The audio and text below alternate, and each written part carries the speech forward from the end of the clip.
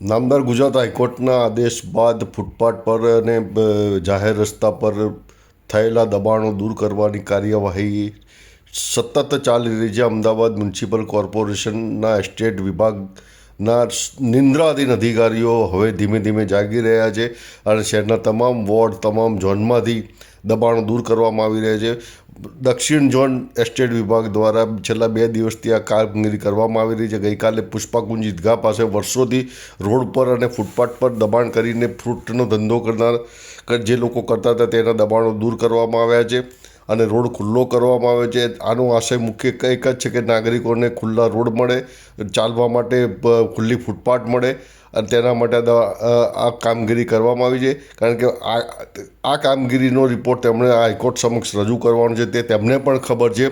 તેથી મને કે મને પણ આ જ કામગીરી ચાલી રહી છે તેવી ચર્ચા પણ લોકામુખે થઈ રહી છે.